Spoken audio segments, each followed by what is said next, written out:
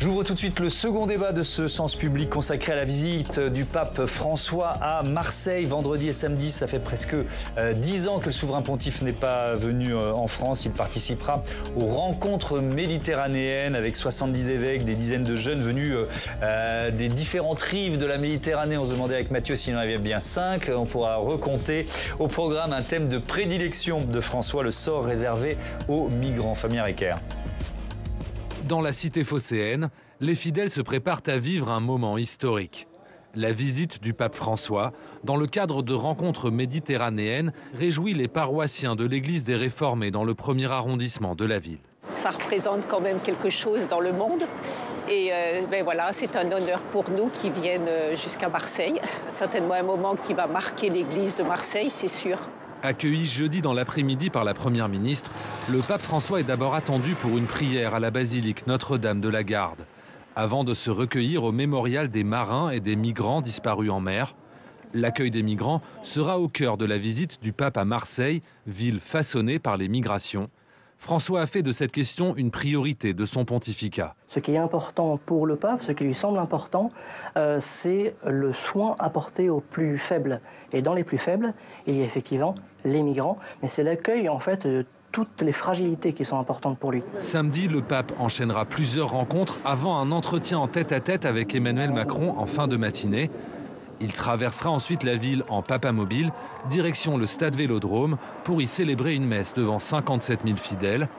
Dans une ville historiquement marquée par la cohabitation entre chrétiens, juifs et musulmans, son message ne s'adressera pas aux seuls catholiques. C'est une ville de pluralité religieuse, indiscutablement, et notamment des 3 monothéismes. Il faut préserver ce qui est au fond un équilibre toujours instable, toujours précaire et fragile, mais qu'il faut faire vivre parce que c'est finalement, je pense, une destin d'une bonne partie de l'Europe de vivre dans la pluralité religieuse, apprendre à vivre dans la pluralité religieuse. Qu'un pape catholique vienne dire ça à partir de Marseille est un message d'une grande force et d'une grande portée mondiale. La dernière visite à Marseille d'un pape en exercice remonte à près de 500 ans, en 1533. Il s'agissait du pape Clément VII. On commente les enjeux de cette visite avec Samuel Liévin. Bonsoir, bienvenue. Vous êtes directeur de la rédaction de l'hebdomadaire Le Pèlerin. Vous consacrez votre numéro cette semaine évidemment à la visite du pape. J'accueille également Sarah Belouezane. Bonsoir. Bonsoir. Bienvenue. Vous êtes chargé du suivi des religions au quotidien Le Monde. Dominique Delège, bonsoir. Bonsoir. Bienvenue, sénateur LR d'Ille-et-Vilaine et président du groupe d'amitié France-Saint-Siège. Mathieu Croissando est resté à mes côtés, évidemment, éditorialiste politique. Je commence en rappelant cette citation du pape. Il l'a dit plusieurs fois. Je vais à Marseille, pas en France. Samuel Liévin, il y a un peu de provocation dans cette phrase. Pourquoi François, le pape, insiste-t-il sur ce point? Oui, alors c'est vrai que, je l'ai dit, qu'on soit catholique ou pas, il ne faut pas bouder son plaisir de voir quand même arriver le pape en France. C'est la première fois. Je ne m'avancerai pas à dire que ce sera l'unique fois. Mais ce que François aime faire, c'est de prendre des aires géographiques comme matériaux pédagogiques. Il l'a fait, par exemple, on s'en souvient, avec l'Amazonie, quand il voulait avoir un propos sur l'écologie, parce que cette zone, l'Amazonie, en Amérique latine, concentre toutes les problématiques auxquelles l'humanité doit faire face.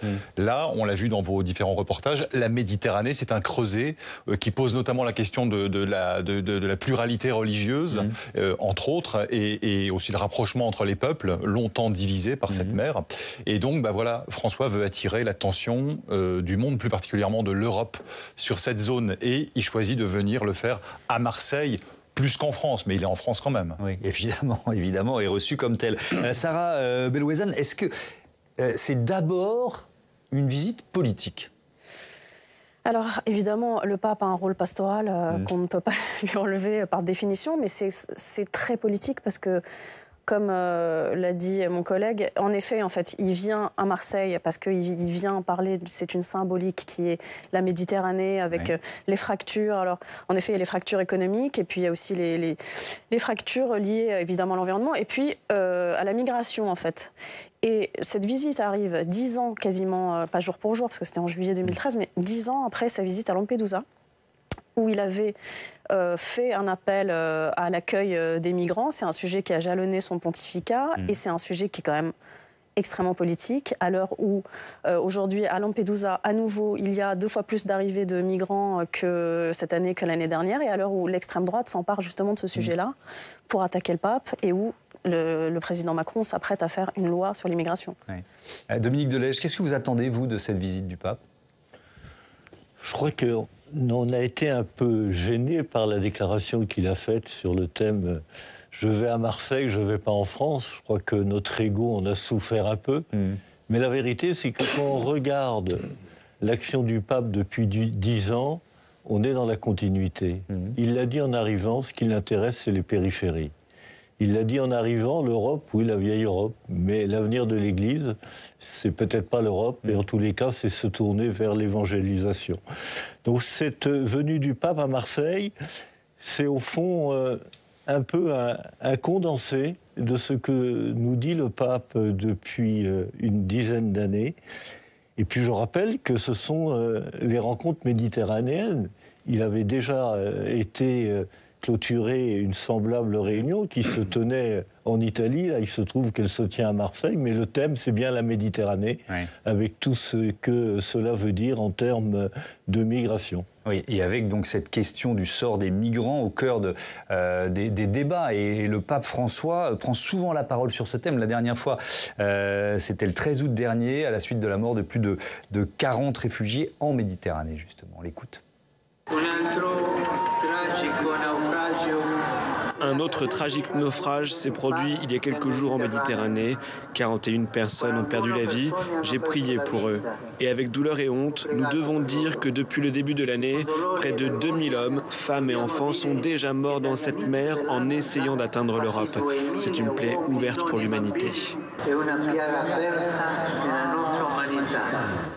Samuel Liévin, ces discours-là sur la question du sort des migrants, le pape François, il les tient depuis des années, on l'a dit. Est-ce qu'il porte auprès des catholiques, auprès même des électeurs? On pourrait se projeter vers les élections européennes. Alors, il porte, on voit bien déjà médiatiquement que c'est impossible de ne pas entendre parler de cette tragédie qui se joue chaque jour. Sarah, effectivement, a raison. Mentionner sa visite à Lampedusa il y a 10 ans, on peut dire que cette visite était l'ouverture de son pontificat. Il s'en est pris à la globalisation de l'indifférence. Aujourd'hui, il parle de plaie ouverte. Si vraiment, aujourd'hui, le pape veut attirer l'attention, encore une fois, du monde sur un endroit qui, en fait, montre ce qui ne va pas, c'est vraiment la Méditerranée. Et en plus, on est vraiment au cœur du message évangélique, c'est-à-dire c'est l'ouverture à l'autre. Alors maintenant, c'est évidemment clivant. C'est-à-dire que aussi bien parmi les croyants que le reste de l'opinion, tout le monde n'est pas d'accord avec lui. Donc c'est un propos qui se veut d'abord prophétique. Il est dans son rôle de pape. Il ne veut pas se substituer aux responsabilités des politiques. Mais ça a évidemment des conséquences politiques de tout premier ordre. Et ça, il le sait. Dominique Delège, ce discours du pape, est-ce que vous l'approuvez ? Est-ce qu'il est dans son rôle ou est-ce qu'il fait de la politique quand il répète comme ça, quand il finalement critique aussi le cynisme des États face à la question migratoire? Il est tout à fait dans son rôle. Le message évangélique, c'est bien l'accueil des plus démunis, mais c'est l'accueil de tout le monde. Et donc le pape, je ne vois pas ce qu'il peut dire d'autre que ce qu'il dit. Alors il le dit avec ses mots, il le dit avec une force peut-être plus importante que ses prédécesseurs, mais il est totalement dans la continuité de ses prédécesseurs et de l'enseignement de l'Église de ce point de vue. Mais est-ce que c'est pas contradictoire avec, par exemple, certaines propositions de votre famille politique? Je crois que le problème ne se pose pas tout à fait dans ces termes-là. Le pape est sur un message prophétique et il est un chef religieux. Il est là pour donner la morale, pour donner la ligne à suivre. Il n'a pas dit pour autant qu'il y avait un droit à migrer. Nous devons accueillir les pauvres, incontestablement, mais est-ce que ça veut dire qu'il faut les accueillir tous sur notre territoire? Ou est-ce que ça veut dire que nous ne devons pas les accompagner également chez eux? Avoir une politique au niveau européen, au niveau mondial, que sais-je? Mais en tous les cas, le pape ne nous dit pas si vous accueillez pas tous les migrants de la terre, vous êtes damnés pour l'éternité. Ce qu'il nous demande, c'est d'être accueillant. Je voudrais terminer. Allez-y. Et accueillir aux pauvres, c'est pas simplement un accueil physique. C'est une capacité à les intégrer et à les accueillir dignement. Oui. Et donc, c'est ça la question qui est posée. Donc, le pape donne une prescription aux politiques de la mettre en œuvre. C'est autre chose. Chacun dans son domaine. Le domaine du spirituel et le domaine du temporel. J'entends bien. Sarah Bellouezane, est-ce qu'on a caricaturé finalement le discours du pape sur les migrants ? Ça dépend dans quel sens on l'entend, mais son discours est très clair, il n'y a pas d'ambiguïté, il ne souffre absolument aucune ambiguïté. Et lui, il dit il faut les accueillir. C'est-à-dire qu'à chaque fois qu'il y va, quand il va à Lampedusa, quand il va ensuite en Grèce, voir un camp de réfugiés à Lesbos, quand il tient des discours comme ça, il est très clair en fait. Il dit qu'il faut accueillir les migrants. Alors, en effet, il est dans son rôle pastoral et ce n'est pas un politique. Mais on ne peut pas ne pas voir le message politique dans le contexte qui est le nôtre, en tout cas au moins en France, et même dans toute la Méditerranée, en fait, quand on voit que Giorgia Meloni et Marion Maréchal s'expriment sur ces questions-là, c'est éminemment politique. On va en parler tout à l'heure avec Mathieu. Le pouvoir du pape, le pouvoir des mots, le pouvoir symbolique du pape, c'est aussi ce que rappelle Thierry Fabre, qui est fondateur des rencontres d'Averroès. On l'écoute. Le pape, effectivement, est un des rares acteurs publics avec un pouvoir symbolique extrêmement fort, dire qu'on ne peut pas laisser impunément mourir des gens qui sont en danger et qui franchissent cette frontière de la Méditerranée. Marseille est la ville où a été fondée une des ONG majeures qui s'appelle SOS Méditerranée, qui sauve non pas des migrants, mais des exilés, des réfugiés, des gens qui cherchent à sortir de ce désastre dans lequel leur situation est.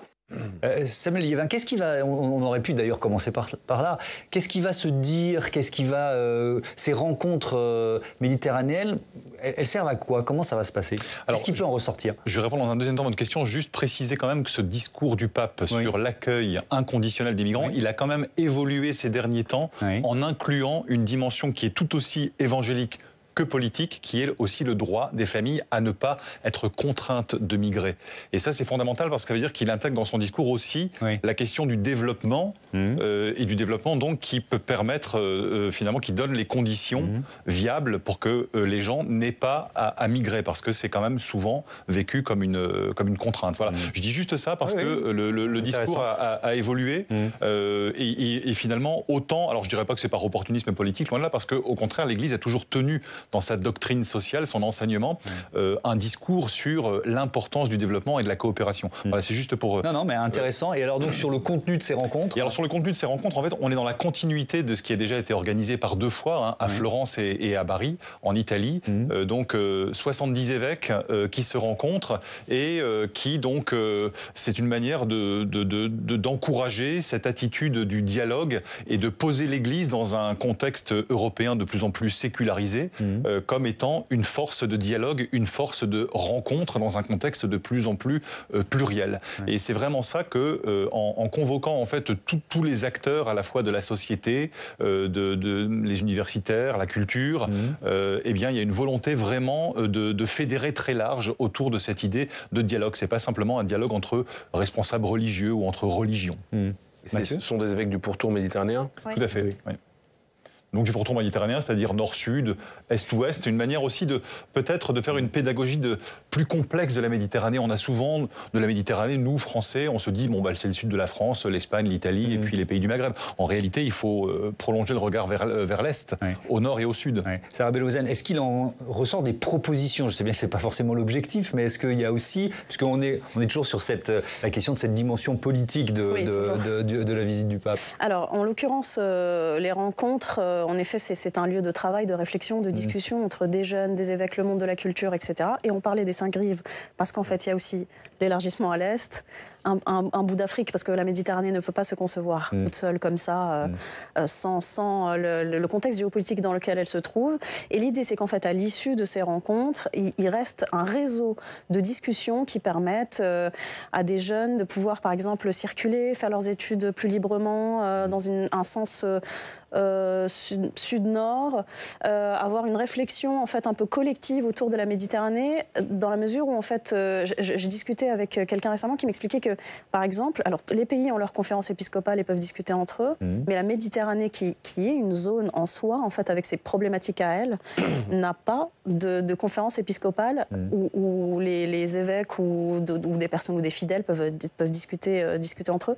Donc l'idée, c'est ça, c'est de créer du lien et un réseau de travail. Cette Méditerranée qui est le berceau du christianisme. Tout à fait. Dominique Delège, est-ce que dans la voix finalement du pape, mais pas seulement, de propositions, d'idées qui pourraient ressortir de ces rencontres méditerranéennes, organisées par des diocèses, avec des évêques, cette voix issue de représentants de la religion catholique, elle pèse de moins en moins dans la société française? C'est peut-être d'ailleurs pour ça que le pape insiste en disant qu'il vient à Marseille autour de la question des rencontres méditerranéennes et pas vraiment en France.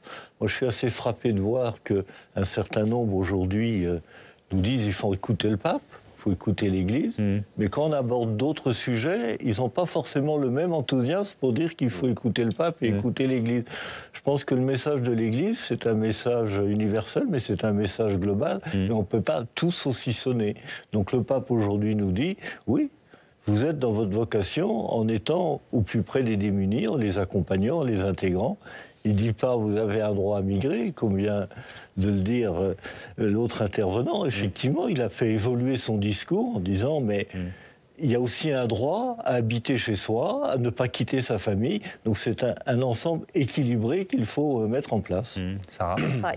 Absolument, mais il dit quand même qu'il faut accueillir les gens. Là, on a quand même notre ministre de l'Intérieur hier soir qui a été, pour le coup, qui a dit clairement que, à moins que je me trompe, quelque chose m'ait échappé, que la France n'accueillerait personne de ceux qui sont arrivés à Lampedusa ces derniers jours, ces derniers mois.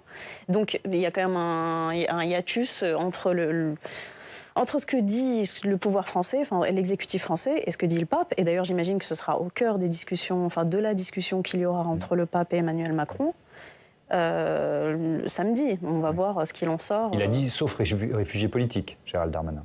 Oui, tout à fait, mais sauf que vous avez bien vu qu'il y avait, c'était quoi, c'est des Tunisiens, des Ivoiriens en majorité. Donc, donc on peut s'attendre à ce qu'il y ait peu de réfugiés politiques. Absolument, enfin en tout cas a priori, oui. Alors, c'est pas une visite d'État en France, hein, on l'a bien compris les uns et les autres. Le pape François sera tout de même accueilli par Elisabeth Borne vendredi à l'aéroport de Marseille. Et puis ensuite, il va s'entretenir en privé avec Emmanuel Macron. Ce sera samedi matin, on va en parler dans une minute. Mais d'abord, Jonathan Dupriez va pouvoir nous rejoindre. Rebonsoir Jonathan. On va s'intéresser aux précédentes visites papales ou relations entre le pape et les présidents français. Mais d'abord, le fait qu'Emmanuel Macron assiste à la messe que donnera François au stade Vélodrome, ça fait polémique. Oui, ça fait polémique, et notamment chez certains élus de gauche, à commencer par les Insoumis qui se sont offusqués de la présence du chef de l'État à cette messe géante donnée au stade Vélodrome dans 2 jours. Les élus, ils reprochent à Emmanuel Macron de fragiliser le principe de la laïcité en assistant en tant que président de la République à cet événement religieux. Alors l'Élysée a désamorcé en mettant en avant le côté populaire, festif de l'événement pour justifier la présence du locataire de l'Élysée. Emmanuel Macron a fini lui-même par s'exprimer sur la question. Écoutez-le. Quand nous recevons en France un chef d'État, qui est le pape, qui vient en effet donner une messe au stade Vélodrome, je considère que c'est ma place d'y aller. Je n'irai pas en tant que catholique, j'irai en tant que président de la République française, qui est en effet laïque. J'irai par respect et courtoisie, et j'y aurai ma place, comme d'ailleurs nombre de mes prédécesseurs ont pu y aller. Et à noter, Thomas, que c'est la 4e fois qu'Emmanuel Macron rencontrera le pape François. Je ne sais pas si on a l'image, mais voilà. En tout cas, ça, c'était l'une des précédentes. C'était la première, en 2017. En 2017. Alors, si on jette un petit coup d'œil dans le rétroviseur, Jonathan, des présidents de la République qui rencontrent un pape, c'est arrivé plusieurs fois, évidemment, dans notre histoire. Voilà. C'est presque un rituel, quoi. C'est presque un rituel. Ouais. Sous la Ve République, tous y sont passés, sauf un. Georges Pompidou ne s'est pas rendu à Rome, mais Charles de Gaulle s'était agenouillé devant le pape Jean XXIII. Plus tard, Valéry Giscard d'Estaing, lui, a tenté de renouer, après l'ère Pompidou, on va dire. De son propre aveu, il qualifiait les liens avec Jean-Paul II de directs. Là, je le cite. Valéry Giscard d'Estaing est le dernier président aussi à avoir assisté à une messe en tant que président de la République. Donc ça, c'était en 1980 sur le parvis de l'église Notre-Dame de Paris, de la cathédrale, pardon. De leur côté, François Mitterrand et Jacques Chirac ont entretenu, on va dire, plutôt de bonnes relations avec le pape Jean-Paul II. Et Jacques Chirac, on disait lui-même qu'il était fasciné par le souverain pontife depuis sa première rencontre en 1996. Et signe de cet attachement, et après de nombreuses rencontres, Jacques Chirac, il assistera même aux funérailles de Jean-Paul II en Pologne en avril 2005. Est-ce que certaines de ces visites ont fait polémique? Oui, certaines, et vous en souvenez peut-être, celle de Nicolas Sarkozy en 2007, en rupture de style avec tous ses prédécesseurs que je viens de vous citer. Le président, il rencontre Benoît XVI, on le voit à l'image, en présence de l'humoriste Jean-Marie Bigard. Vous allez le voir aussi voilà, à l'image, dans sa délégation. Alors déjà, ça avait créé une polémique sur la forme, mais le discours qui a suivi l'audience avec le souverain pontife, le discours qu'on a appelé discours du Latran, dans lequel Nicolas Sarkozy lancera cette phrase « La laïcité n'a pas le pouvoir de couper la France de ses racines chrétiennes ». Ça avait fait un tollé. Alors Nicolas Sarkozy a ensuite essayé de rectifier le tir avec d'autres entrevues en 2008 et aussi en 2010. 20 ans ensuite, l'ère François Hollande est là où les relations sont pas tellement meilleures, elles sont crispées mais cordiales, si on peut les qualifier ainsi, à cause des divergences profondes sur des sujets sociétaux, le mariage pour tous, la fin de vie, l'avortement. En tout cas, ce qu'on peut dire, c'est que ces deux chefs d'État, si on peut les qualifier ainsi, ils étaient sur la même longueur d'onde sur les dossiers internationaux. Oui, le pape est aussi un chef d'État. Merci Jonathan. Dominique Delège, Emmanuel Macron doit-il assister à la messe du pape François au stade Vélodrome dans 2 jours? Je voudrais quand même rappeler que ça fait près d'un siècle que la République entretient des relations diplomatiques avec le Vatican. Elles ont été renouées en 1929. Donc je ne vois pas vraiment l'intérêt aujourd'hui de créer une polémique autour de cette affaire. Le président de la République n'irait pas, on ne manquerait pas de dire « mais qu'est-ce que c'est que cette histoire ?» C'est un minimum de courtoisie, il y va, ça devient tout de suite une atteinte à la laïcité. Permettez-moi de vous dire que je crois que le président de la République est tout à fait fondé à aller à la messe. Alors après, quelles sont les raisons pour lesquelles il y va? Ça, c'est dans le secret de son cœur et de son âme. Je n'ai pas apporté de jugement sur cette affaire. Je ne suis pas particulièrement choqué par le fait que le président de la République soit au stade Vélodrome. Sarah Bellozane, votre avis? Il me semble que la question est quand même compliquée parce qu'il va, de toute façon, il va rencontrer le pape. On a déjà dit, il avait déjà vu. Donc, ça veut dire qu'il lui rend la courtoisie de la visite, il va le voir. Et puis, par ailleurs, dans un contexte avec l'histoire de l'abaya, il n'y a pas si longtemps, L'interdiction de l'abaya. Voilà, l'interdiction de l'abaya, tout de suite à la rentrée scolaire, sur un ton très dur. Il me semble que c'est quand même un peu compliqué pour lui de dire « j'assiste à la messe, c'est un moment festif, c'est super », parce que ça reste quand même une messe. Mathieu? C'est surtout qu'en fait, on est à un moment où la laïcité, elle est contestée parfois, elle est mal comprise surtout des Français. Et on attend du chef de l'État qui garantisse la cohésion et pas qu'il ajoute de la confusion. Et c'est vrai que cette interdiction de l'abaya, que vous jugez très dure, que moi je peux juger normal, ils ont eu raison de le faire, elle s'est appuyée sur un argument principal qui était la neutralité de l'État. Et on a le chef de cet État neutre qui, quelques semaines après, se rend assister à un office religieux. C'est pas le fait qu'il rencontre le pape, bien sûr qu'il peut rencontrer le pape. Et tous les présidents n'ont pas forcément assisté à ces offices religieux. On citait Jacques Chirac tout à l'heure, qui était fasciné par le pape. En 1996, il ne se rend pas à la messe qui est prévue à Reims pour le 1500e anniversaire du baptême de Clovis. Il choisit de ne pas le faire précisément et il tient un discours dont tout le monde se souvient, où il dit que pour une partie des Français, les catholiques, la France est la fille aînée de l'Église, mais que pour une partie des Français, parfois catholiques, parfois pas, la France est aussi la fille de la patrie de la Déclaration des droits de l'homme. Et il est dans son rôle, ça n'est pas injurieux ni insultant pour le pape qu'il ne se rende pas à la messe. Sur l'abaya, pardon, excusez-moi, non, ce n'est pas l'interdiction que je juge dure, c'est plutôt la façon dont ça a été fait, très clair, très net, en fait, de façon claire, alors que là, c'est comme ça ne casse pas d'un côté et ça baille un peu de l'autre, vous voyez, donc c'est plutôt... Sur la laïcité, Samuel Liévin, votre avis, est-ce que c'est un accroc à la laïcité, la présence du chef de l'État, finalement, à cette messe, même s'il l'a dit, il n'ira pas, il ne va pas communier, enfin voilà, il sera dans une forme de neutralité. Je trouve que la variété des précédents, des présidents qui y vont, des présidents qui n'y vont pas, des bases diplomatiques claires, effectivement, vous l'avez rappelé, depuis 1923, un siècle exactement, font que je pense que ça relève vraiment du choix souverain d'un président. Le principal, c'est qu'une bonne pédagogie en soit faite. C'est vrai que le contexte est un petit peu plus tendu avec l'abaya. Il y a aussi quand même le fait que ce soit Marseille et que pour le coup, en termes d'ouverture, de dialogue, on n'est pas n'importe où, quoi. Donc je pense que c'est l'un dans l'autre, c'est quand même acceptable. On est plutôt dans la normalité, quoi, de la vie en France, de la laïcité. Ces principes de laïcité à la française, Sarah Bellouezane, le pape François en dit quoi? Est-ce qu'il l'accepte? Est-ce qu'il le comprend? J'imagine qu'il le comprend, mais qu'est-ce qu'il en dit? Alors, ce qui se dit à Rome, c'est que c'est un concept qui est très difficile à comprendre pour lui, en fait. Lorsque lui, il est évidemment pour le dialogue interreligieux, pour la liberté religieuse, et la conception de la liberté religieuse, selon le pape, n'est pas exactement la même que celle qui a été construite depuis 1905 en France. Et d'ailleurs, ce n'est pas que le pape, hein, c'est quelque chose qui est très difficilement perçu, en fait, en dehors de France. Oui, c'est pas qu'à Rome. Hein. Voilà, dans plein de pays, en fait. Quand on va à Rome et qu'on rencontre tous ces journalistes du monde entier qui couvrent le Vatican, en fait, c'est très intéressant parce qu'on enlève ces lunettes françaises et on met les lunettes internationales et on voit qu'en fait, les gens ne comprennent pas. En fait, ils comprennent pas. L'histoire de l'abaya, alors là, ils comprennent pas. Ils ne comprennent pas en fait, qu'on ait autant de polémiques d'ailleurs, et d'ailleurs qu'on parle autant de religion, que ça suscite autant de crispation, de colère. Donc c'est pas que lui, en fait. Il faut savoir qu'on est assez seul. Dominique Delay, est-ce que justement ça, c'est pas un argument pour ne pas aller assister à cette messe, voilà, pour renforcer ou défendre cette laïcité à la française encore un peu plus?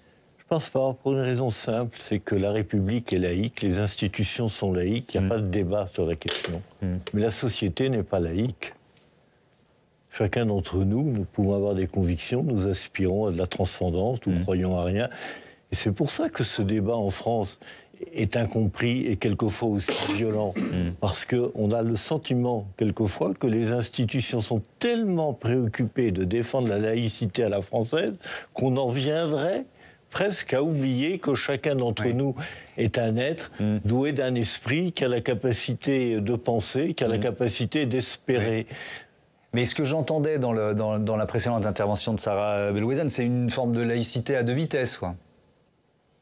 Très rigide quand il s'agit d'interdire l'abaya, un peu moins quand il s'agit d'assister à la messe du pape.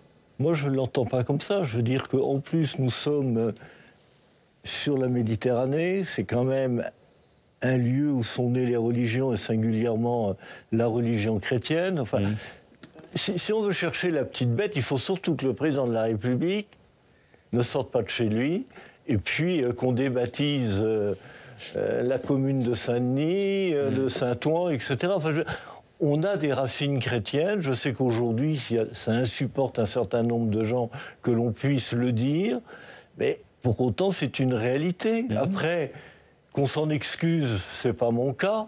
Je veux dire, on peut quand même pas nier cette vérité historique.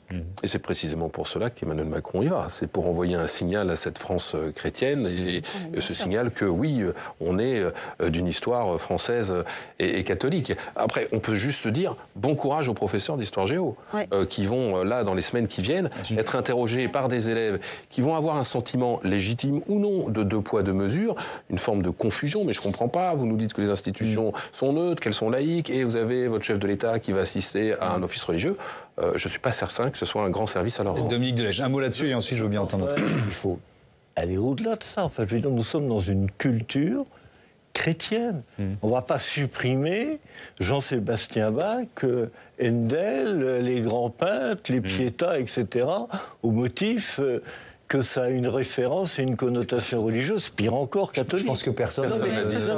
Certainement pas autour de ce plateau, mais je pense qu'à un moment donné, à force de s'excuser de son histoire, on en finit par faire une confusion où, au fond, tout ce qui pourrait faire le début du commencement de l'amorce d'une référence au religieux serait une attaque en règle envers la laïcité. Je ne le crois pas. Samuel Liéven, votre avis là-dessus? C'est vrai qu'on a déjà souligné le caractère unique, particulier de la laïcité à la française, cet espace neutre, au fond, qu'on aménage pour que chacun puisse exercer sa propre liberté, d'avoir une religion ou de ne pas en avoir. Donc ça, en faire la pédagogie, on n'a jamais fini de le faire à l'intérieur et à l'extérieur du pays. Reste aussi quand même que, voilà, et là on sent bien qu'on pose, enfin on est face à une tension qu'il faudra résoudre dans le temps. C'est que notre laïcité à la française, elle s'est quand même constituée contre, au départ, l'Église catholique. Et quelque part, c'est une laïcité que des sociologues des religions, voire même des religieux, des responsables musulmans, avec qui j'ai pu discuter, appellent une catholaïcité. C'est-à-dire quelque part une laïcité qui tient compte du fait catholique majeur dans l'histoire de France jusqu'à très récemment. L'islam étant une religion qui est aujourd'hui la deuxième dans le pays, qui est quand même d'importation récente, et donc qui pose à nouveau frais la question du religieux dans l'espace public français. Et depuis une trentaine d'années, voilà, on traverse régulièrement des moments de crise, de tension, qui sont aussi du coup des moments de pédagogie de ce qu'on essaie de faire en France en construisant cette laïcité. Et visiblement, on n'a pas fini. Ouais, effectivement. Je peux ajouter un mot. Très vite. Dans la loi de 1905, le mot laïcité n'est pas employé. Ouais. C'est la séparation de l'Église et de l'État. Allez, on revient au rôle politique, en quelque sorte, du pape François. Mathieu, je me tourne vers vous. Il ne fait pas l'unanimité, c'est le moins qu'on puisse dire, dans la classe politique française. Non, alors la surprise, c'est qu'il prend les clivages à front renversé. Vous savez que j'aime bien jouer aux devinettes. Alors on va jouer à qui a dit « Le pape est le bienvenu en France. Son action pour les migrants en Méditerranée peut être décisive. » Est-ce que c'est un fervent catholique? Eh bien non. C'est Jean-Luc Mélenchon, qui a dit « Je suis en désaccord avec le pape François. Je trouve qu'il n'a pas à faire de politique. Il en fait trop. » Un bouffeur de curé, et non, pas du tout, c'est Marion Maréchal de Reconquête. Depuis une dizaine de jours, en fait, une partie de l'extrême droite et de la droite, soit ne cachent plus leur critique à l'égard du pape, soit traînent des pieds sur cette visite à Marseille, ce qui est une offensive assez médiatique et assez inédite, parce qu'on voit rarement en fait cette partie de l'échiquier politique prendre ainsi ses distances avec le Vatican. Ouais, alors est-ce que c'est lié, c'était les premières questions dans notre débat, aux prises de position du pape François sur les migrants? Oui, il y a aussi une forme pour l'ensemble de son œuvre, j'allais dire, et pour les migrants en particulier, car au-delà des questions doctrinales où François a pu se monter relativement conservateur, il porte un regard sur le monde qui pourrait en faire le chef d'État le plus à gauche de la planète. Déjà, quand il était cardinal, il dénonçait le libéralisme sauvage d'un monde globalisé. Peu de temps après son élection au JMJ à Rio en 2013, il appelle les jeunes à faire du désordre, à faire la révolution. Mais on va parler de l'écologie aussi tout à l'heure, bref. Mais ce sont évidemment ces prises de position et ces appels répétés à la générosité et à l'accueil des migrants dont on a parlé qui mettent une partie de la droite et l'extrême droite en PLS. Le 13 août dernier, c'est vrai qu'il parlait de cette plaie ouverte dans notre humanité. Et pour cette extrême droite ou cette droite assez proche des catholiques, assez conservateur, eh ben c'est évidemment un mini-séisme. Est-ce que ça concerne toute l'extrême droite? Non, alors pour l'instant non. Ni Marine Le Pen, ni Jordan Bardella n'ont critiqué ouvertement la venue du pape François à Marseille. On verra peut-être après son discours. D'abord, ils n'ont pas tout à fait le même électorat que Reconquête. C'est quand même pas du tout même le même. C'est beaucoup plus les classes populaires et pas forcément la France dite catholique. C'est pas que l'ancienne candidate du RN porte le pape François dans son cœur, parce qu'il l'a pas aménagé. Alors, il y a eu des indiscrétions de presse en 2021. Le souverain pontife s'était inquiété de sa possible accession à l'Élysée. Et Marine Le Pen avait répondu vertement « Je suis convaincu que de nombreux croyants seraient ravis que le pape s'occupe de ce qui se passe dans les églises plutôt que dans les urnes ». C'était une période où l'Église avait aussi quelques problèmes internes à régler. Côté Reconquête. Côté Reconquête, Éric Zemmour, lui, ne cache pas son aversion. C'est très bien de penser à ces gens, mais qu'est-ce qu'il veut le pape? Il veut que l'Europe chrétienne devienne une terre islamique, donc voilà, il fait du Zemmour.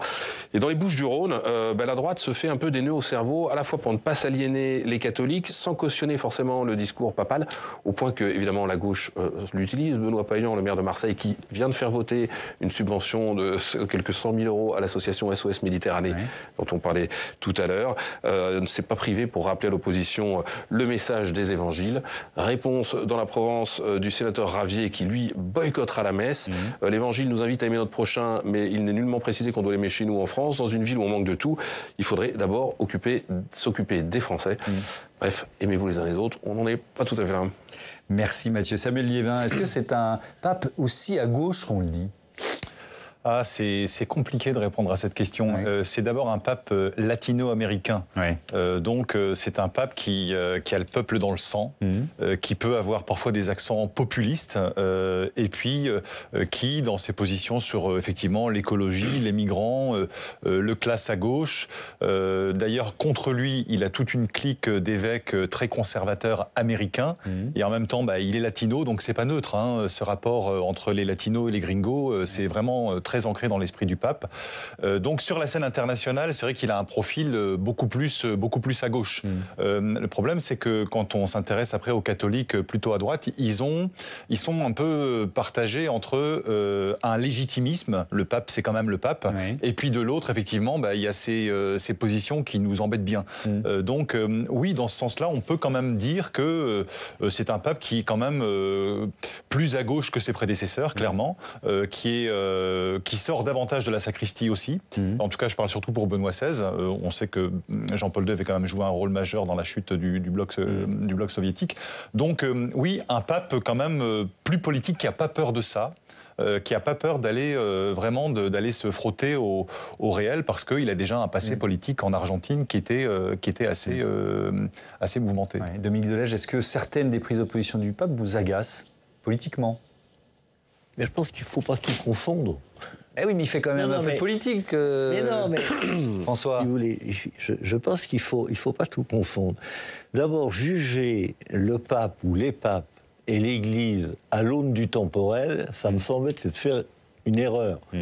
Le temps du pape et le temps de l'Église, c'est pas un quinquennat ni un mandat de 6 ans de sénateur. Bon, on s'inscrit dans la durée. Moi, ce qui me fascine dans l'histoire de l'Église, c'est de voir comment les papes, successivement, avec des personnalités totalement différentes, des expressions totalement différentes, finalement, tracent un chemin qui s'inscrit dans la durée. La deuxième chose que je veux dire, c'est donc vous dites, pardon de vous interrompre, mais que finalement ce pape s'inscrit dans les pas de ses prédécesseurs. Qu'est-ce que vous voulez que le pape dise d'autre qu'il faut accueillir les gens qui sont dans la misère et aider les pauvres? Qu'est-ce que vous voulez que le pape dise d'autre? Qu'il faut préserver la planète qui a été créée par Dieu? Qu'est-ce que vous voulez que le pape dise d'autre? Que la mondialisation aujourd'hui, ça fait des pauvres de plus en plus pauvres et des riches de plus en plus riches, et qu'il faut y apporter un remède. Je ne vois pas ce qu'il peut dire d'autre. Donc moi, je ne suis pas du tout choqué par ce discours. La difficulté, c'est que quand on a dit ça, comment le temporel tente de régler le sujet. Bon, c'est ça la difficulté. Moi, je remercie le pape d'essayer d'élever le débat et de nous dire, écoutez, les enfants, il faut que vous vous preniez par la main. Et quand on est catholique et qu'on vote à droite, ça peut questionner quand même, finalement, ces différents arguments portés par ce pape ou d'autres. Le clivage droite-gauche et les catholiques, moi, ça me fait toujours rigoler quand on parle là-dessus. Rappelez-vous la déclaration de Monseigneur Marty en 68. Dieu n'est pas conservateur. Bon. Ça veut dire pas grand-chose d'ailleurs. Mais je veux dire, vouloir lire l'Évangile à l'œil et à l'aune d'un clivage droite-gauche à la française sur lequel vous remettez en plus de la laïcité, je pense que ça ne rend pas les choses très aisées. Enfin, si je puis me permettre, c'est pas l'Évangile qu'on relit à cette aune-là, ce sont les discours du pape, qui sont souvent des discours quand même... Alors, il fait des discours spirituels, évidemment, il fait aussi des discours politiques. Et par ailleurs, Benoît XVI n'allait pas sur ces thématiques-là.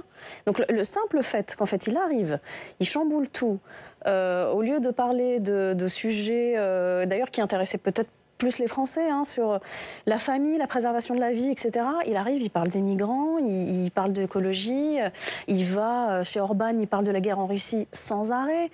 Il fait de la politique en permanence, en fait. Donc c'est juste qu'on analyse les discours qu'il prononce, en fait. Sur le sociétal, il est plus conservateur. Sur le sociétal, c'est un pape, c'est faux.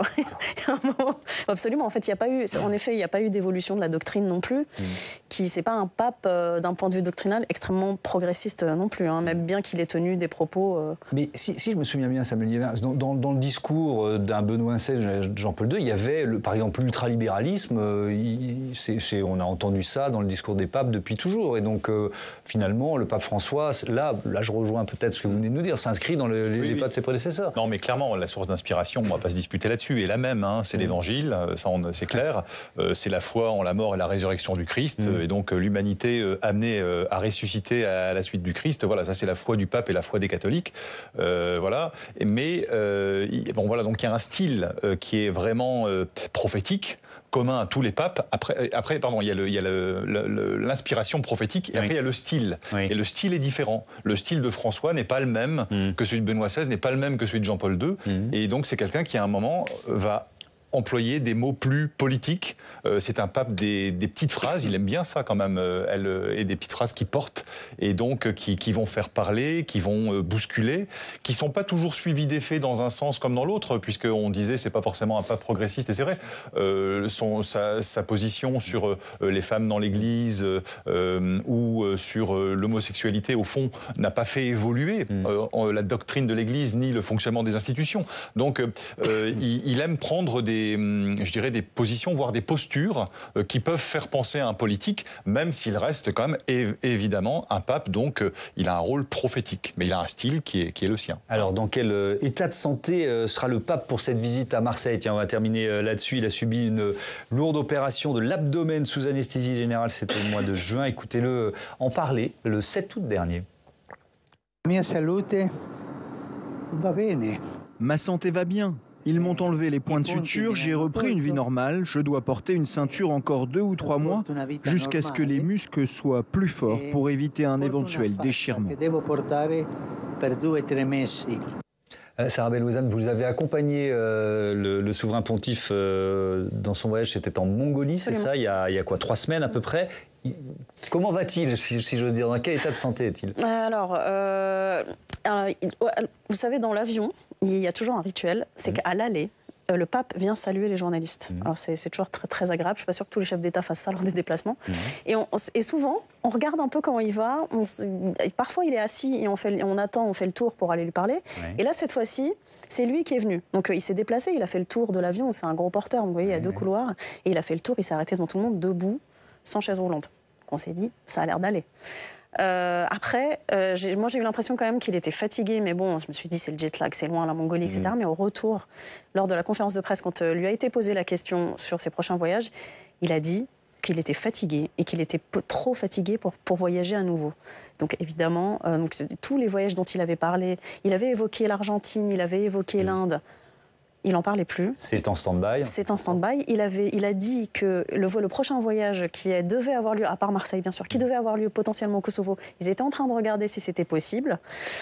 Donc ça ne... Comment dire, il n'est pas non plus au plus mal, mais il n'est pas non plus très très bien. Enfin, donc c'est le fait que lui-même avoue que les voyages sont difficiles alors que c'est quand même quelqu'un de très volontaire. Vous le voyez là dans la vidéo. Il dit tout va bien, c'est bon, j'ai été opéré, ça va. Pareil, quand on est parti à Budapest en avril, il essayait de montrer qu'il allait bien. Là, il a admis qu'il n'allait pas très bien. Donc, c'est jamais très rassurant. Donc, on va scruter sa santé, je pense, d'encore un peu plus près. Dans les prochains jours, dans les prochaines semaines, d'un pape de 86 ans. Merci à tous d'avoir participé à ce débat. Samuel Liévin, je rappelle que le Pèlerin consacre son numéro de la semaine à cette visite du pape à Marseille. Sarah Bellouezane, on vous lit évidemment dans les pages du quotidien Le Monde. Merci à tous d'avoir participé à ce débat. Je vous dis à demain, 18h, 22h sur Public Sénat, une émission qui sera consacrée aux élections sénatoriales. C'est dimanche, on sera là avec, et Mathieu, vous serez là aussi à partir de 17h30 notamment, mais il y aura vraiment une journée spéciale sur notre antenne. Et puis on va parler aussi de la visite du roi d'Angleterre, Charles III, qui va faire un discours au Sénat demain matin. Évidemment, vous aurez tout ça dans Sens Public. Notez également que l'ancien Premier ministre Jean-Pierre Raffarin sera l'invité d'Oriane Mancini. Ce sera demain à 8h. Salut.